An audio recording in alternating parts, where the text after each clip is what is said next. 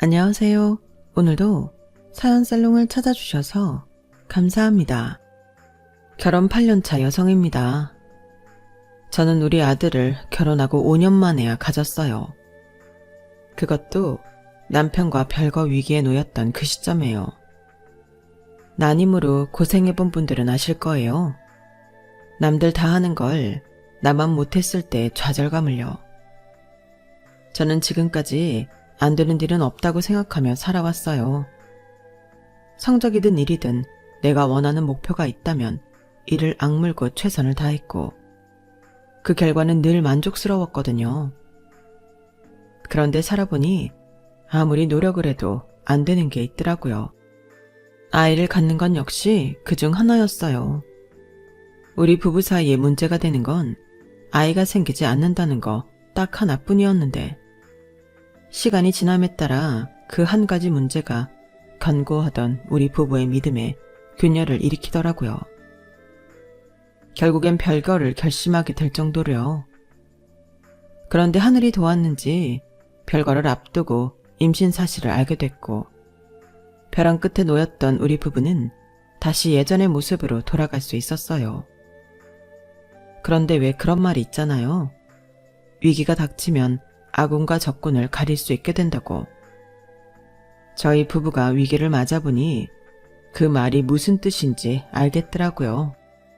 결정적으로 눈에 보이는 게 다가 아니라는 걸 뼈저리게 느낄 수 있었어요. 그럼 지금부터 27년간 감춰져 있던 저희 시댁의 경악스러운 비밀 이야기를 시작해 보겠습니다. 저는 미용사 아빠와 태권도 사범 엄마 사이에서 태어났어요. 직업에서도 대충 눈치를 챌 수 있겠지만 저희 부모님의 역할이 다른 집들과는 조금 달랐어요. 예를 들어 밥이나 빨래, 청소 같은 집안 살림은 아빠가 하고 형광등을 갈거나 집안 수리를 해야 할 때는 엄마가 목장갑을 끼고 나서곤 했거든요. 제가 어릴 때 집에 들었던 강도를 때려잡은 것도 아빠가 아닌 엄마였어요. 아빠는 그런 엄마한테 엄청 화를 냈고요. 이 여자가 겁도 없이? 경찰에 신고했으니까 곧 올 텐데 왜 당신이 나서서 힘을 써? 저놈이 흉기라도 가지고 있었으면 어쩌려고 그랬어? 당신 잘못되면 나랑 유정이는 어떻게 살라고? 우린 당신 없으면 못 산단 말이야. 그러니까 앞으로는 제발 그러지 마. 내가 당신 때문에 심장이 떨려서 제명에 못 죽겠다 정말. 하여간에 남자가 돼선 겁은 많아가지고 경찰이 뭐 우리 집 앞에 소소 짓고 기다리고 있대? 언제 올 줄 알고 기다려. 그리고 딱 보니까 어리버리한 게 나 혼자서도 충분히 제압하겠던데 뭐. 내 힘으로 안 되면 당신도 있잖아. 그 근육은 뒀다 국 끓여 먹을 거야? 엄마가 이렇게 말을 하는 데는 이유가 있었어요. 저희 아빠가 미용 일을 하시긴 하지만 한때 국가대표를 꿈꿀 정도로 유망했던 유도 선수였거든요. 엄마랑 아빠가 만난 것도 다름 아닌 체대였어요. 올림픽 금메달리스트를 줄줄이 배출했던 체육 명문대학이었죠. 하지만 아빠는 발목을 심하게 다치면서 꿈을 포기하게 되었고 이후 평소에 관심 있던 미용 기술을 배워 헤어 디자이너가 되었어요. 엄마는 전공을 살려 태권도 사범이 되었고요.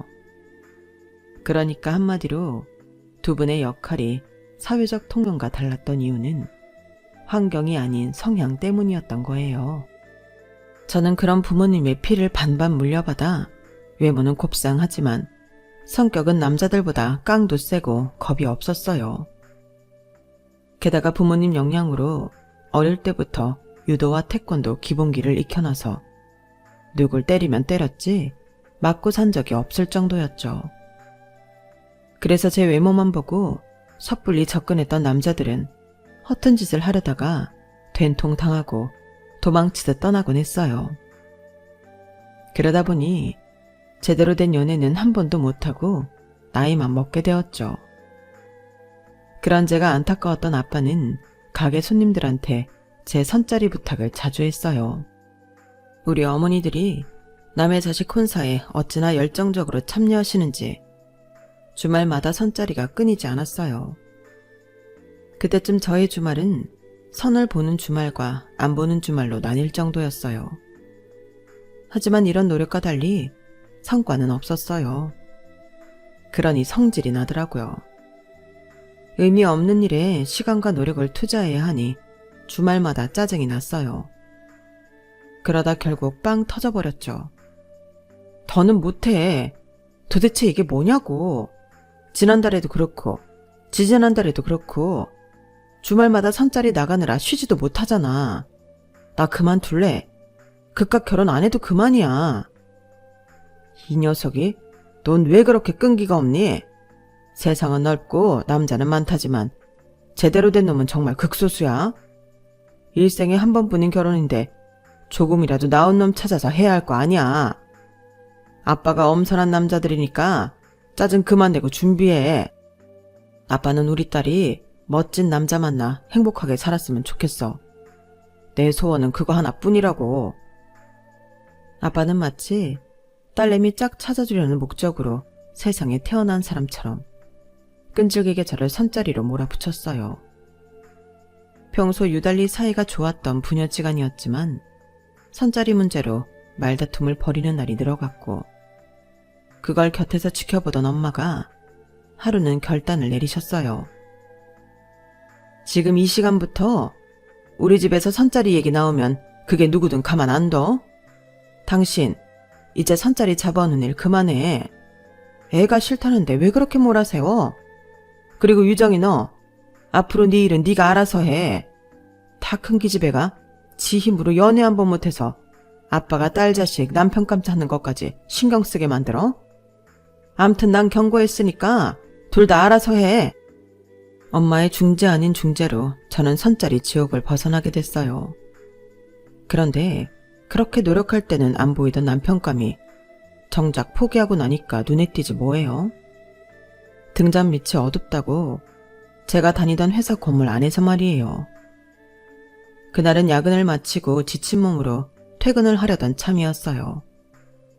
엘리베이터에 올랐더니 저처럼 야근을 마치고 퇴근하는 타부서 남자 직원이 먼저 타 있더라고요. 한 2개 층을 내려갔을까요? 갑자기 엘리베이터가 멈춰버린 거예요. 사실 큰 걱정은 없었어요. 그저 피곤한 와중에 귀찮게 됐다고 생각했을 뿐이었죠. 아, 배고파 죽겠는데 하필 이럴 때 엘리베이터가 망가지냐? 저기요, 거기 비상 버튼 좀 눌러주세요. 볼멘 소리를 내뱉고는 문가에 서 있던 남자 직원한테 버튼을 눌러달라고 부탁을 했어요. 그런데 글쎄 이 남자가 꼼짝을 안 하지 뭐예요. 저기요, 내 말 안 들려요? 비상 벨 좀 눌러달라고요. 안 그래도 공복이라 짜증이 나는데 이번에도 남자는 못 들은 척 가만히 있는 거 있죠. 안 그래도 공복에 예민한데 상대가 반응이 없으니까 더 짜증이 났어요. 그래서 제가 문가로 갔는데 가만 보니까 이 남자 상태가 좀 이상하더라고요. 동공이 풀린 채로 얼굴이 사색이 돼서는 손까지 바들바들 떨더라고요. 호흡도 불안정하고요. 일단 비상벨을 누르고 경비실에 상황을 전했어요. 그리고는 남자를 안정시켰죠. 자리에 앉혀놓고 심호흡을 하게 했어요. 그 와중에 남자는 제 손을 꼭 잡고는 마치 어린아이처럼 겁먹은 얼굴로 제게 의지하더라고요. 다 큰 성인 남자가 고작 이런 일로 이럴 일인가 하는 생각도 들었지만 한편으로는 많이 안쓰럽더라고요. 혹시 트라우마 같은 게 있나 걱정이 됐거든요. 아니나 다를까 얘기를 들어보니 폐소공포증이 있더라고요. 엘리베이터에서 빠져나오기까지 걸린 시간은 고작 1시간 남짓이었지만 워낙 신경을 써서 그런지 못해도 3시간 이상은 지난 기분이었어요. 그리고 며칠 뒤 함께 엘리베이터에 갇혔던 남자가 저희 부서로 찾아왔어요. 그날은 경황이 없어서 제대로 감사 인사도 못했다며 선물을 사왔더라고요. 그런데 그게 가격대가 좀 있는 거라서 감사 선물로 받기에 부담이 됐어요. 그래서 제가 식사 대접을 하기로 했죠. 엘리베이터 안에서 사색이 된 얼굴을 보다가 멀쩡한 모습을 보니 꽤 잘생겼더라고요. 목소리도 좋고 매너도 좋고요. 그런데 그쪽도 제가 꽤 마음에 들었던 모양이에요. 그날 함께 식사를 한 이후에도 남자는 자주 연락을 해왔고 주말에 종종 데이트를 했어요. 딱히 누가 먼저 사귀자고 한 건 아니었지만 서로 마음이 있다는 건 알 수 있었어요. 소위 말하는 썸을 타면서 반년 넘게 만남을 이어온 우리는 결정을 내려야 하는 상황에 이르렀어요. 상대 남자가 해외 파견을 나가게 됐거든요. 적어도 1, 2년은 못 보게 되는 상황이라서 장거리 연애를 시작하든 미묘한 관계를 정리하든 둘 중 하나를 택해야 했어요. 그리고 우리의 선택은 장거리 연애였어요. 만나온 시간보다 떨어져 지내는 시간이 더 길었지만 그래서인지 더 애틋함이 강해지더라고요. 그렇게 1년 8개월의 파견 근무를 마친 뒤 우리는 결혼을 하기로 했어요. 눈에서 멀어지면 마음에서도 멀어진다지만 우리는 오히려 그 반대 상황이었던지라 이런 사람이라면 평생을 함께 살아도 좋겠다는 생각이 들었거든요. 아빠는 예비 사익감을 만나는 자리에서 마치 회사 심층 면접을 보는 것처럼 취조에 가까운 질문을 하셨어요. 평소 제게 아빠 외에 세상의 모든 남자는 늑대라고 하시더니 엄청 꼬장꼬장하게 구시더라고요. 반면에 엄마는 제가 좋다고 하는 남자니까 믿는다고 하셨어요. 아빠의 곤조가 조금 있긴 했지만 그래도 저희 부모님께서는 제 남편을 반기는 분위기였어요. 그런데 예비시댁을 찾아간 저는 그와는 다른 대접을 받았지 뭐예요. 예비 시어머니는 사근사근 하시고 저를 따뜻하게 맞아주셨지만 예비 시아버지께서는 뭐가 그리 마음에 안 드시는지 시종일관 인상을 쓰시곤 못마땅한 표정을 지으시더라고요. 그렇다고 딱히 결혼을 반대하시지도 않으면서 말이죠.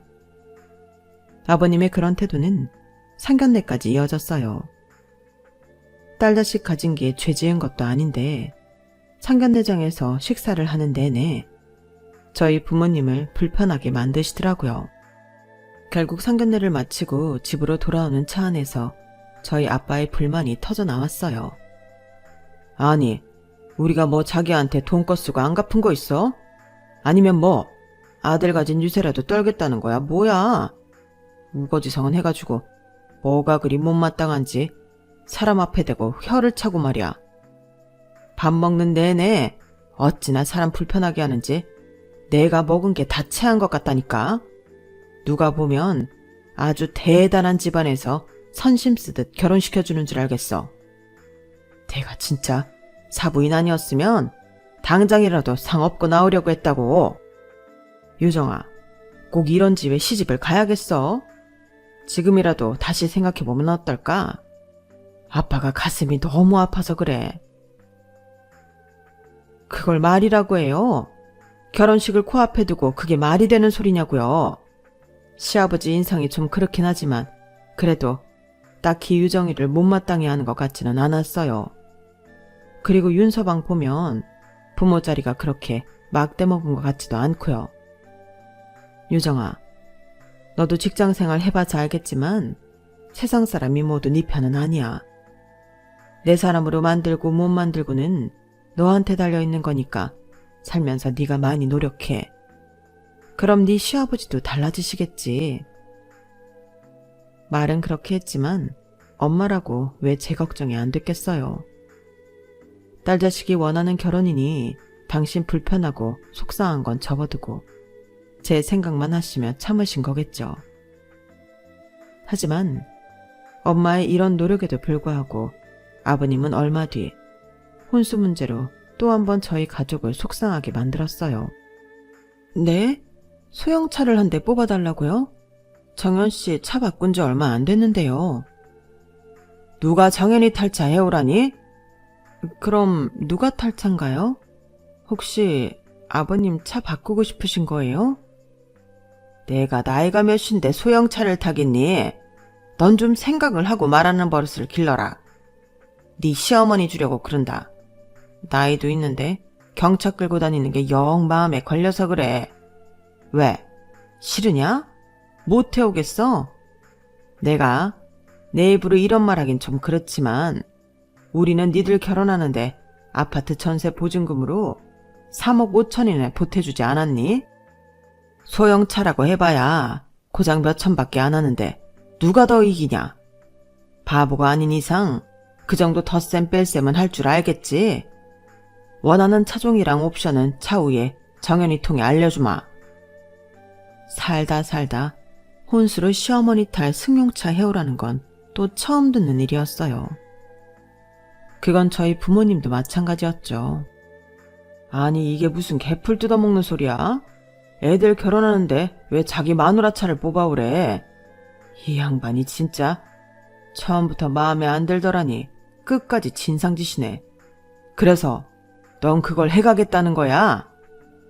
나도 몰라. 전세 보증금 얘기 꺼내시면서 손이익 따지시는데 그럼 어떡해. 그럼 차라리 차값 만큼 전세 보증금 내겠다고 해. 전세 보증금이야 나중에라도 니들 돈이 되는 거지만 차는 아니잖아. 그러자 엄마가 한마디 거들었어요. 치사하게 뭘 그렇게까지 해? 그냥 안 받고 안 하겠다 그래. 애초에 니들 살 집은 니들 손으로 했으면 이런 일도 없잖아. 굳이 아파트에서 시작할 생각 말고 니들 형편 따라 빌라든 뭐든 구해서 가면 되는 거야. 윤서방한테도 그렇게 말해. 부모님한테 손 벌리지 말고 니들 힘으로 시작하자고. 하는 수 없이 엄마 말대로 예랑한테 말을 전했더니 자기가 아버님을 설득해 보겠다고 그러더라고요. 사실 그때 예랑을 말렸어야 했는데 번듯한 아파트에서 신혼생활을 시작하고 싶었던 욕심에 딱히 말리지는 않았어요. 그리곤 곧 그 일을 후회하게 되었죠. 아버님이 저희 아빠 헤어숍까지 찾아오셨거든요. 내 아들은 말이죠. 내 자식이라서 하는 말이 아니라 이날 이때까지 부모 말에 토달아본 적 없는 효자 중에 효자입니다. 그런 녀석이 지 와이프 될 사람 편에 서서 부모한테 맞서는 걸 보니까 내가 아주 속이 무너집디다. 이게 다 누구 탓이겠습니까? 아니 그 말씀은 제 딸이 화근이다 이겁니까? 말이 났으니 말인데 우리 유정이도 둘째가라면 서러울 만큼 효녀입니다. 그뿐인 줄 아세요? 우리 애는 초, 중, 고, 대학까지 다니는 동안 담임 선생님들이랑 교수님들한테 예의 바르다는 말을 귀에 딱지가 않도록 듣던 애라고요. 그런 우리 딸이 예의에 어긋나는 행동을 했을 리도 없고 만약 내 딸의 행동이 거슬리셨다면 그건 사돈 잘못이 아닐까 생각합니다. 아니 뭐라고요? 하, 이 집 딸내미가 누굴 닮아 입속에 밝고 여우 같은가 했더니 그게 다 사돈 양반을 닮아 그런 거구만요. 암튼 길게 얘기 안 합니다. 내가 오늘 이 자리에 온 거는 딴 게 아닙니다. 혼수로 차를 해오든 아니면 아파트 보증금을 포기하든 양자택일을 하라고 최후 통첩을 하러 온 거라고요. 아시겠어요? 네네 그러십시오. 누가 보면 사돈이 자식 혼사에 아파트라도 한 채 사주는 줄 알겠습니다. 보증금을 다 해주는 것도 아니고 얼마 보태주는 걸로 이렇게 생색을 내시니. 그런데요. 이제는 저희 쪽에서 그깟 전세보증금 거절할랍니다. 그러니 그렇게 아세요. 양가 아버님은 팽팽하게 맞서셨고 결국 우리는 부모님 도움 없이 우리 형편에 맞는 반전세 빌라에 신혼집을 차리게 되었어요. 그 와중에 양가 아버님들은 감정이 상할 대로 상해서 파혼 얘기까지 꺼내셨지만 저희 엄마가 중간에서 중재를 하신 덕분에 최악의 상황은 면할 수 있었어요. 이럴까 애초에 엄마 말대로 우리 힘으로 시작하겠다고 했더라면 좋았을걸 후회가 되더라고요. 시끄럽게 시작된 결혼은 결혼 후에도 이어졌어요. 세아가, 너는 선물 고르는 안목이 누굴 닮아 이 모양이냐? 네 눈에는 네 시어머니가 꼬부랑 할머니로 보이니? 이렇게 촌스러운 스카프를 우리 집사람한테 두르라고 사온 거냔 말이다. 이런 걸 선물이라고 사올 거라면 다음부턴 차라리 현금으로 가져오거라. 아버지, 무슨 말씀을 그렇게 하세요? 유정이가 어머니한테 드리는 첫 선물이라고 얼마나 생각해서 산 건데요. 제가 저렴한 걸로 사라고 해도 굳이 백화점 명품관에 가서 산 거라고요. 그러자 아버님 표정이 살짝 변하더라고요. 그리고는 어머님을 한번 쓱 보시더니 그러시는 거예요. 딱히 마음에 들지는 않는다만 그래도 새아기가 생각해서 해온 선물이니 뭐 어쩌겠니. 여보, 이건 그냥 받아둡시다. 딱 봐도 명품이라는 말에 꼬리를 내리시는 것 같았어요. 우리 엄마한테는 평생 그렇게 비싼 스카프 한 장 사드린 적 없었는데 내가 괜한 짓을 했다 싶었죠.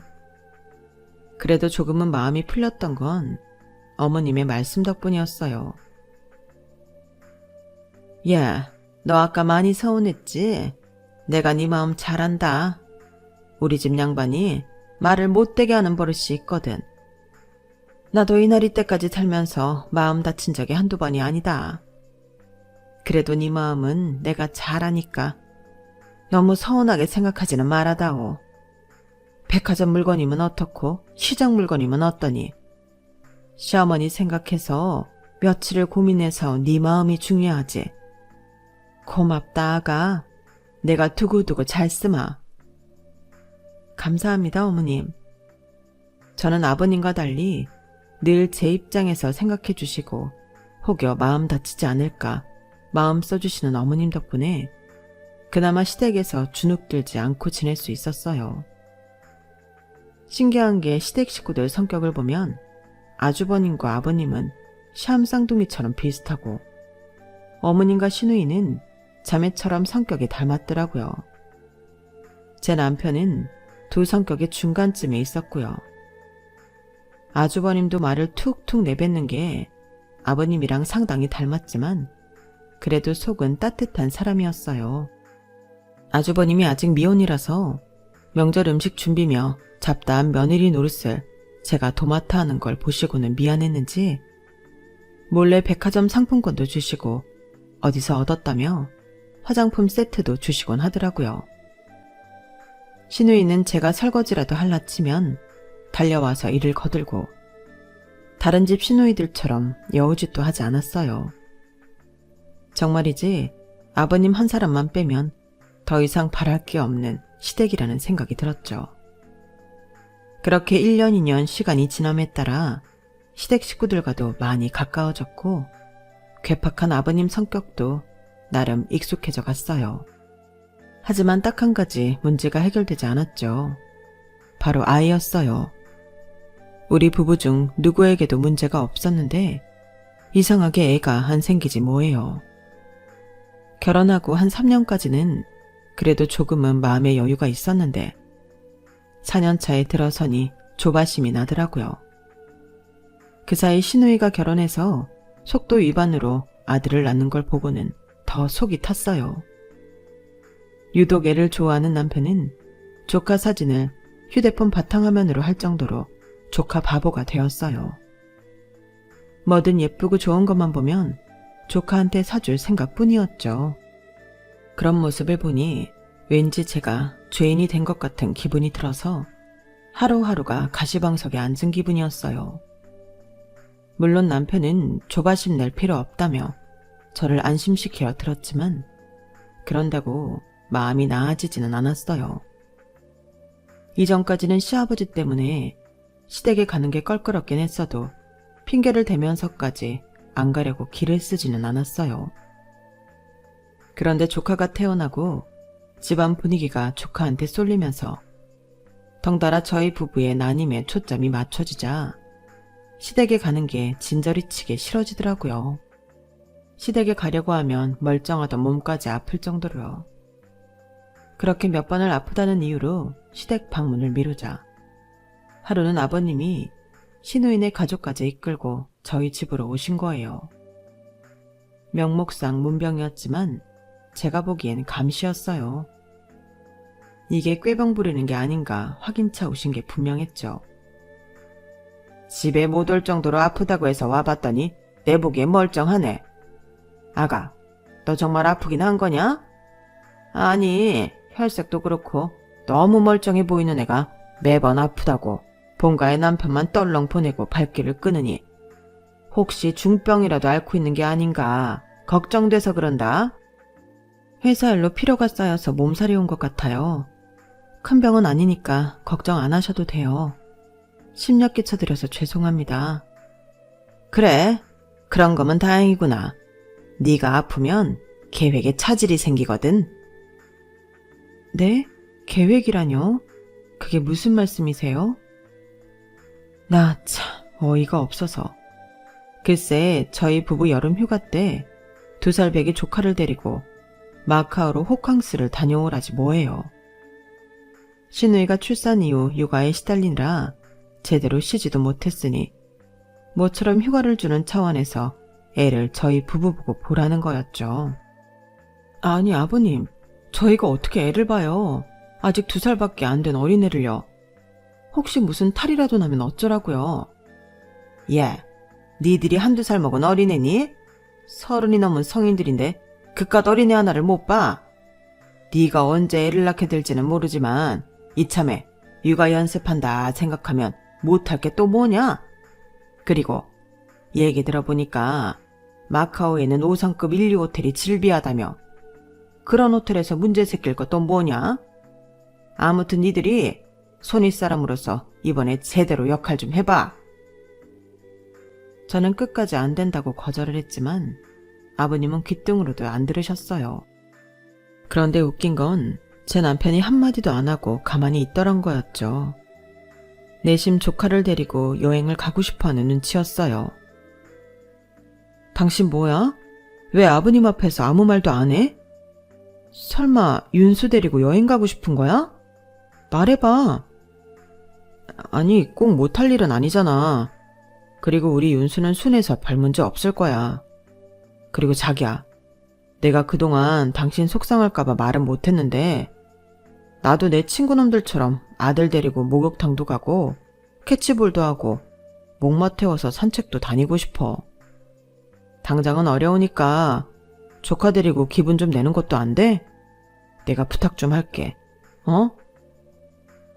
기대에 찬 남편의 표정을 보니 마치 모든 원흉이 나인 것처럼 느껴지더라고요. 아이가 안 생기는 게 여자 탓만은 아닌데도 이상하게 스트레스는 저만 받는 것 같았어요.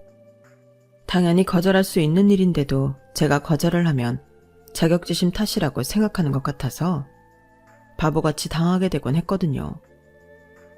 남편이 하도 간곡히 부탁을 하길래 일단 생각해보겠다고 했어요. 그리곤 모처럼 아빠 헤어샵에 가서 시댁 뒷담화를 깠죠.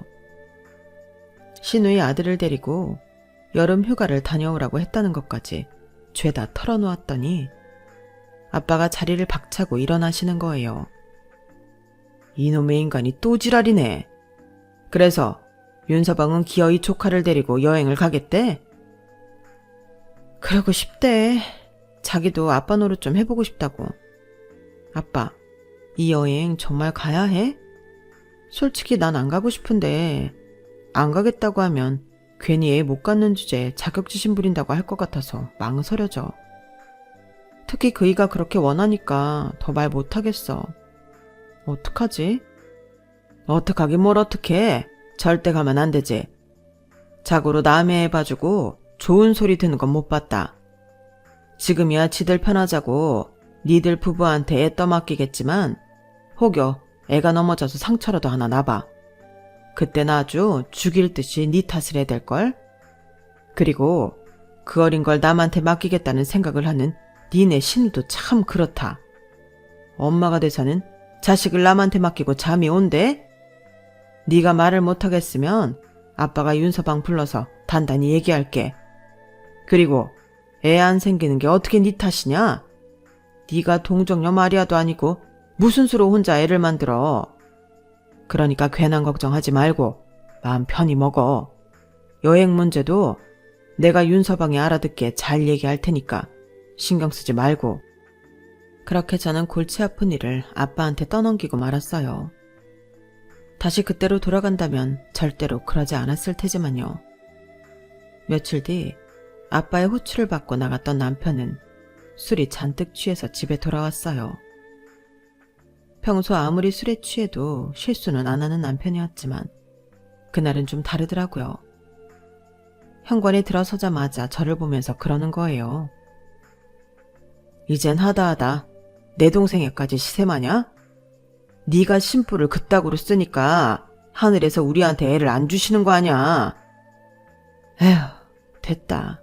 내가 너한테 무슨 말을 하겠냐. 왜? 이번에도 장인어른한테 쪼르륵 달려가서 다 잃을 거냐? 일러라 일러. 너만 아빠 있냐? 나도 아빠 있고 엄마도 있다고. 그리고는 저를 밀치고는 방으로 들어가 버렸어요. 도대체 아빠가 뭐라고 하셨길래 저 사람이 저러나 싶기도 했지만 일단은 남편이 했던 말에 더 신경이 쓰였어요. 평소에 나를 그런 식으로 보고 있었나 싶은 게 괜히 서운하고 밉더라고요. 다음날 아빠한테 전화해 어제 내 남편한테 뭐라고 했냐 물었지만 아빠는 별말 안 했다며 술 잘 마시고 좋게 헤어졌다고 하시는 거예요. 되려 무슨 일 있었냐고 되물으시더라고요. 남편 역시 지난밤 일은 기억이 안 나는지 평소와 똑같이 행동하더라고요. 그런데 그게 더 문제였어요. 내 남편이 내 앞에서 감추고 있던 속마음을 읽어버린 기분이 들었으니까요. 결국 조카를 데리고 여행을 떠나는 일은 없던 일이 됐어요. 남편이 시댁에 얘기를 잘해준 덕분이었죠. 그렇게 조카 문제는 잘 해결됐나 했는데 다음 달 카드 내역서를 보고는 그게 아니구나 싶더라고요. 글쎄 남편 카드로 항공권과 제주도 고급 호텔 숙박권이 결제됐더라고요. 신우이랑 어머님을 고급 호텔 팩으로 제주도 여행을 보내준 거였어요. 좋게 얘기 잘했다더니 돈으로 입마금을 했던 거였죠. 자그마치 380만 원을 들여서 말이죠. 그래놓고는 어차피 우리 부부가 마카오로 조카를 데리고 여행을 갔어도 그 정도는 썼을 거라며 대수롭지 않게 말했어요. 순간 가슴이 짜릿하더라고요. 내가 이 남자랑 평생 살 수 있을까 하는 의구심도 들었고요. 그때부터 마음속으로는 이혼을 고려한 별거를 생각했던 것 같아요. 몇 번 조카 문제로 말다툼을 벌인 우리 부부는 결국 별거를 하기로 합의를 했어요. 그런데 제가 친정으로 가려고 짐을 정리하던 중에 임신 사실을 알게 되었지 뭐예요. 지난 5년간 그렇게 간절히 바라던 아이였기에 남편과 사이가 소원해진 건 아무 문제도 아니었어요. 그건 남편도 마찬가지였죠. 제게서 임신 사실을 전해 들은 남편은 저를 끌어안고 펑펑 울더라고요. 그렇게 우리 부부의 결혼 생활은 벼랑 끝에서 기사회생을 했고 이듬해 예쁜 딸을 낳았어요. 여기까지만 보면 그럭저럭 해피엔딩이라고 생각할 수 있겠지만 사람 사는 일이 어디 그렇게 좋게만 흘러가나요? 제 딸이 돌잔치를 하고 몇 달 지난 어느 날 저희 아버님이 쓰러지셨다는 연락을 받았어요.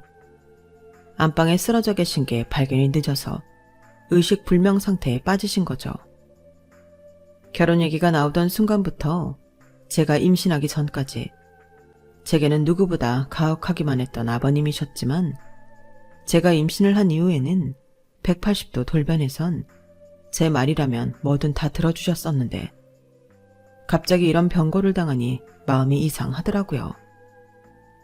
이제 좀 아버님과 가까워질 수 있나 했는데 정들자 이별이라고 이렇게 될 줄은 몰랐으니까요. 그런데 아버님의 갑작스런 비보보다 더 놀라운 일이 생긴 거예요. 아버님이 의식불명 상태가 되자 시어머니가 갑자기 돌변한 거였죠.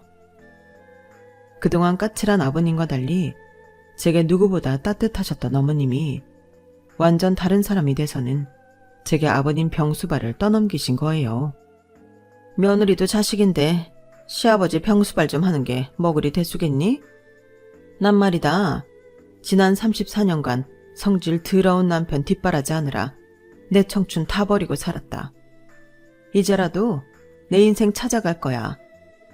그러니 네 시아버지는 네가 좀 맡아서 케어해. 그리고 너 육아한다고 직장도 그만뒀잖니?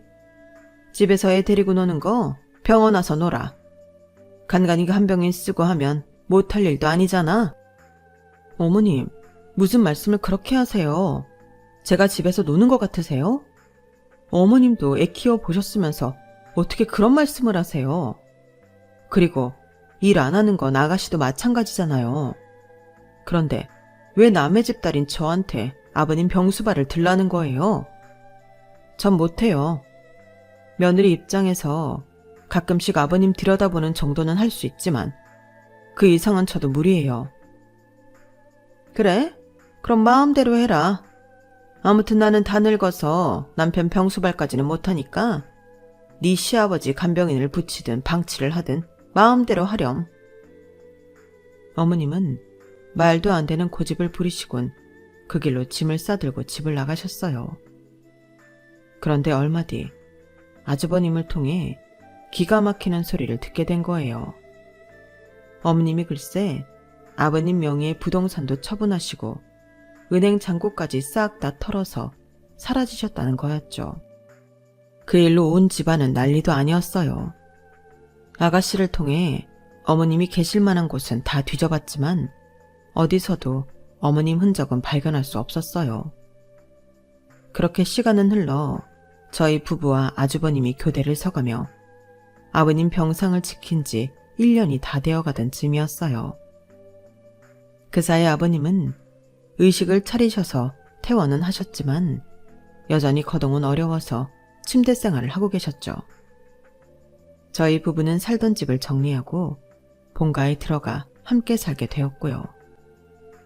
온 가족이 매달려 아버님 병수발을 하려면 그럴 수밖에 없었거든요. 어머님은 여전히 연락이 없고 아가씨는 아주 가끔 전화 연락을 하거나 몇 달에 한 번 잠깐 얼굴을 비추고 가는 게 다였어요. 집안 살림에 애까지 키우고 사니 그 점은 이해해 줄 수밖에 없었죠. 그러던 어느 날이었어요. 주말이라 온 가족이 집에 있었는데 점심시간이 조금 지나 손님이 찾아온 거예요. 40대 후반에서 50대 초반 정도로 보이는 남자였어요. 그 손님은 잔뜩 굳은 표정으로 저희 어머님을 찾더라고요. 그래서 누구시냐고 물었더니 명함을 한 장 내밀더라고요. 명함에는 식품 관련 업체 전무라고 적혀 있었어요. 이런 사람이 왜 우리 어머님을 찾을까 의아하던 그때 남자가 한숨 섞인 목소리로 말을 이어갔어요. 저희 아버님이 지난달에 자꾸 하셨는데 이 명순 씨께서 혼외자를 앞세워 유산분배를 요구하셨습니다. 본인의 딸인 윤아영 씨가 저희 아버지 딸이라면서요. 솔직히 저희 쪽에서는 받아들이기 힘든 상황이라서 이렇게 찾아왔습니다. 이명순 씨는 지금 어디 계십니까? 윤아영이라면 제 시누이 이름이었어요. 그러니까 시누이가 우리 아버님 자식이 아니라 어머님이 외도로 낳은 딸이란 얘긴데 너무 느닷없어서 그 자리에 앉아있던 저희 부부와 아주버님은 눈만 꿈뻑이고 있었죠. 일단 남자분께 저희 집 사정을 말씀드리고 어머님은 1년 전 집을 나가신 이후 연락이 없다고 솔직히 얘기했어요. 남자는 혹시라도 어머님을 만나게 되거든 연락을 해달라며 돌아갔어요. 손님이 가고 난 뒤 저희 가족은 패닉 상태에 빠지고 맞았어요. 그래서 일단 아가씨한테 전화해 어머님을 찾아온 손님 얘기를 했어요. 물론 아가씨 친부 얘기는 뺀 채로요. 그랬더니 30분도 안 돼서 어머님과 아가씨가 집으로 왔더라고요. 니들 다음에 또 그 인간이 집으로 찾아오거든 절대 문 열어주지 마라.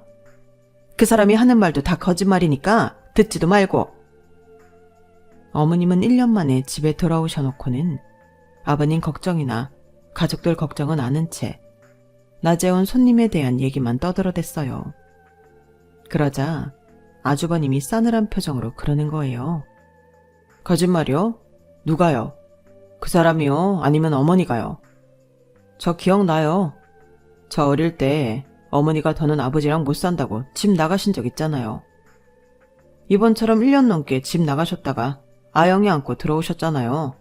제 동생이라면서. 저도 아버지도 그런 줄 알았어요. 어머니를 믿었으니까. 근데 아니더라고요. 아영이는 우리 집에서 낳을 수 없는 혈액형이니까요. 아영이가 중학생 때 방황했던 것도 출생의 비밀을 알아버려서 그랬던 거 맞죠? 외가 쪽 먼 친척이라고 집에 아버지 안 계실 때 가끔 찾아왔던 그 남자가 아영이 친부 맞죠? 말해보세요. 그래, 다 맞다. 그래서 뭐? 이제 와서 따지면 뭐가 달라지는데? 자식인 네가 엄마인 나한테 뭘 어쩔 거냐고? 아, 그러고 보니 네 아버지한테 내 외도 사실 까발린 게 너였구나. 그래서 그날 저 인간이 날 죽이겠다고 난리를 쳤던 거구나.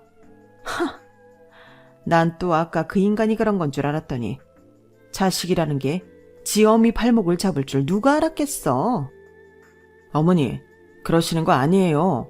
아버지는요, 어머니가 다시 돌아오신 그날 이후로 모든 걸 어머니한테 맞춰드리고 사셨다고요. 어머니 대신 늘 총대 메고 사람들한테 욕이란 욕은 다 듣고 사셨지만 한 번도 어머니 탓하신 적 없으시다고요. 재수씨 결혼할 때 혼수로 소형차 해오라고 했던 거 사실 어머니가 아버지 시켜서 한 일이에요.